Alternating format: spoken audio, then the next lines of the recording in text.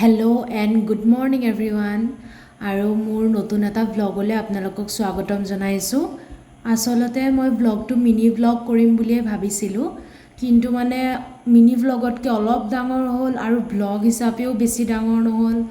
মই নাভাবিলোঁ আৰু ইমান কষ্ট কৰি আপোনালোকৰ কাৰণে বনাইছোঁ যেতিয়া বোলো মই দিয়েই দিওঁ আৰু। আপোনালোকে দেখিছে ৰাতিপুৱা মই কিবা ফল এটা খায়ে ভাল পাওঁ। এনেই মই ইমান জুচ বস্তুটো ভাল নাপাওঁ, তথাপিও ঘৰত আছিল যিহেতুকে অলপমান খালোঁ। মায়ে আনি লৈ পেলাই নিজেও নাখায় আৰু আমাক খাবলৈ ফ'ৰ্চ কৰি থাকে।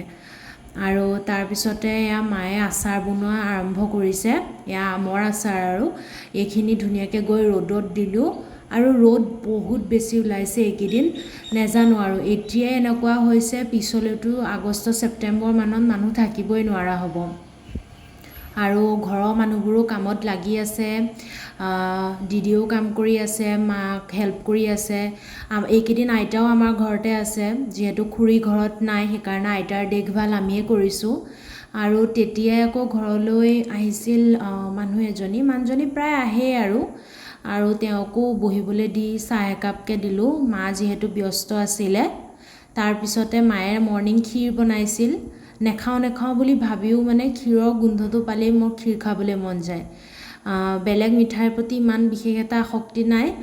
পূজাৰ ছিজনত জেলেপিটোও ভাল লাগে বাৰু, বাট এনেই ক্ষীৰ মোৰ একদম অল টাইম ফেভৰেট।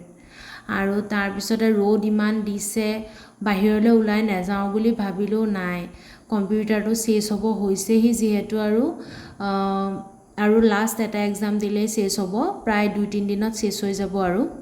সেইবাবে ওলাই কৰি যাবলৈ মন নাযায়। প্ৰত্যেক দিনাই ভাবোঁ যে আজি নাযাওঁ, কিন্তু সদায় কিবা নহয় কিবা এটা কামত নগাঁও যাবইলগীয়া হয় টাউন। আৰু ভালেই হ'ল গ'লোঁ অৱশ্যে। কলেজত সোমাই চাইন এটাও কৰিবলগীয়া আছিলে আমাৰ এটেণ্ডেঞ্চ শ্বীটছত। তাৰপিছতে কলেজখন দেখি পেলাই মানে বেয়া লাগিছে। কালি যেতিয়া কলেজৰ পৰা গৈছিলোঁ তেতিয়া মানে ইমান এটা ফিল হোৱা নাছিলে, কিন্তু আজি যেতিয়া আউটড্ৰেছত কলেজলৈ আহিছোঁ এনেকুৱা লাগিছে যেন এতিয়াতো আৰু কলেজ অহা নহ'ব, ফ্ৰেণ্ডছখিনিক পোৱা নহ'ব। সেইবাবে আকৌ ক্লাছৰুমটো বোলে এপাক চাই যাওঁ আৰু ভিডিঅ'টো ৰেকৰ্ড কৰি থওঁ যাতে আগলৈও চাব পাৰোঁ। আৰু এইটো হৈছে আমাৰ ক্লাছৰুম, তলা মাৰি থৈছে, সেইবাবে মই আপোনালোকক ইয়াৰ পৰাই দেখুৱাইছোঁ। আৰু ইয়াতেই বহি পেলাই পঢ়িছিলোঁ আৰু লাষ্ট প্ৰেজেণ্টেশ্যনৰ দিনা বহুত বেছি ভয়ো খাইছিলোঁ, কিন্তু ভগৱানৰ কৃপাত চব হৈ গ'ল আৰু এয়া ক্লাছটোক মিছ কৰিম আৰু বহুত। ভাল বেয়া স্মৃতি দুয়োটাৰ মাজেৰে ডিগ্ৰী লাইফটো চেছ হ'ল। মানুহ চিনি পাবলৈও শিকিলোঁ, বহুত কথা শিকালে কলেজখনে। আৰু তাৰপিছতে কম্পিউটাৰ ক্লাছ কৰি মেলি আজৰি হ'লোঁ। বাহিৰত ইমানেই বেছি ৰ'দ, মানে ছাতি মেলা নেমেলা সেই একেই কথা আৰু এজনী পঞ্চী, আমি দুইজনে কম্পিউটাৰ ক্লাছ একেলগেই চেছ কৰিছোঁ, চ' ভাল লাগিছে। তাৰপিছতে আবেলি আহি কৰি মই আকৌ ইহঁতকেইজনীক অকণ টিউশ্যনো লওঁ বাৰু। এইবাৰ বেছি টিউশ্যনছ ৰখা নাই, যিহেতু নিজৰো অলপ ব্যস্তই থাকোঁ মই প্ৰায়। সিহঁতক পঢ়াই কৰি লৈ আকৌ ৰাতিলৈ নামঘৰ গ'লোঁ।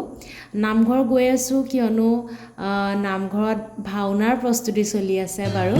তাৰপিছত চাকি দিলোঁ আৰু ময়ো কিবা এটা ভাও লৈছোঁ আৰু মই আপোনালোকক পিছত জনাম বাৰু মই কি ভাও লৈছোঁ। আৰু এয়া এজনী ৰুহি, ভাল লাগিছে। নামঘৰৰ পৰিৱেশটো মানে বহুত বেছি ভাল লাগে। ৰাতি হ'লেই বিশেষকৈ একদম ঠাণ্ডা এটা মানে পৰিৱেশ, আৰু তাত এনেকুৱাবোৰ খোল নাগাৰা এইবিলাক বজালে আৰু বেছি ভাল লাগে। আৰু এয়া বায়েও উশাহ লৈছে, তাইও নিজৰ আখৰা কৰি আছে। আৰু প্ৰায় 10টামান বজাত ঘৰলৈ আহিলোঁ। ঘৰলৈ আহি মেলি লৈ পেলাই হাতত অলপমান মেহেন্দি লগাইছোঁ, কিয়নো ভাওনাত যোনটো ৰং লগোৱা হয় সেইটো বিয়পি গ'লে মানে কাপোৰে চাপোৰে লাগে, যিহেতুকে অলপমান মই আনকমফৰ্টেবল ফিল কৰোঁ। সেইটো কাৰণে মায়ে ক'লে যেন মেহেন্দি আছিলেই যিহেতুকে, চ' এনেকৈ অকণমান হাতত লগাই ল'লোঁ। বাওঁ হাতত লগাবলৈ ইজিয়ে হয়, বাট সোঁ হাতখনত লগাওঁতেহে বহুত সময় লাগিল। আৰু আজিৰ ভিডিঅ'টো ইমানতে চেছ কৰিছোঁ। নেক্সট আকৌ নতুন এটা ভিডিঅ'ত লগ পাম। Bye bye.